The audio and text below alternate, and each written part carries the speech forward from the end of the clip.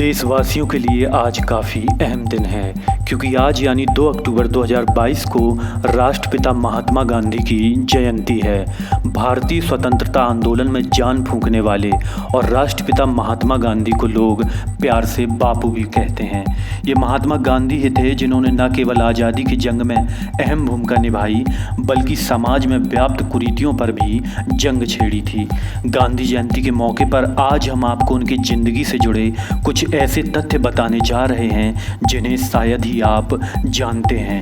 1915 में जब गांधी जी शांति निकेतन में रविन्द्रनाथ टैगोर से मिले तो उन्होंने टैगोर जी को नमस्ते गुरुदेव कहकर संबोधित किया। इस पर टैगोर जी ने कहा कि अगर मैं गुरुदेव हूँ तो आप महात्मा है। तब से ही टैगोर जी के नाम के आगे पहले गुरुदेव और गांधी जी के नाम के आगे महात्मा लगने लगा। भारत की स्वतंत्रता के लिए गांधी जी कई बार जेल गए।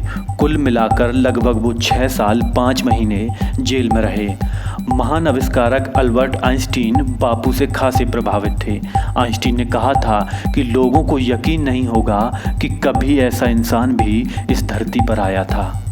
अमेरिका के अश्वेतों के हकों के लिए संघर्ष करने वाले मार्टिन लूथर किंग 1959 में बापू की समाधि राजघाट आए थे।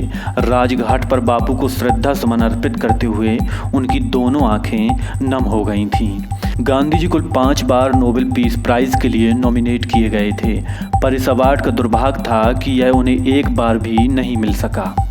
एप्पल के को founder Steve jobs Gandhi ji की तरह दिखने के लिए गोल्ड फ्रेम चश्मा पहनते थे।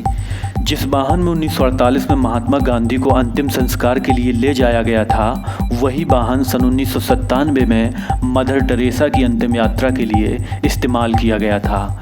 गांधी जी की शव यात्रा को आज़ाद भारत की सबसे बड़ी शव यात्रा कहते हैं। इसमें करीब 10 लाख लोग साथ चल रहे थे और करीब 15 लाख लोग रास्ते में खड़े थे। यहाँ तक कि लोग खंबे पर भी चढ़े हुए थे।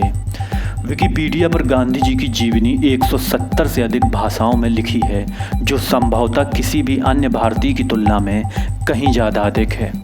टाइम मैगजीन ने वर्ष 1930 में गांधी जी को मैन ऑफ द ईयर चुना था।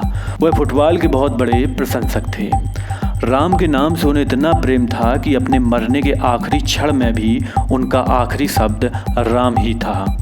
क्या आपको इस बात की जानकारी है कि जब 15 अगस्त 1947 को भारत को आज़ादी मिली थी तो महात्मा गांधी इस जश्न में नहीं थे। तब वे दिल्ली से हजारों किलोमीटर दूर बंगाल के नोहाखली में थे, जहां वे हिंदुओं और मुस्लिमों के बीच हो रही सांप्रदायिक हिंसा को रोकने के लिए अनशन कर रहे थे।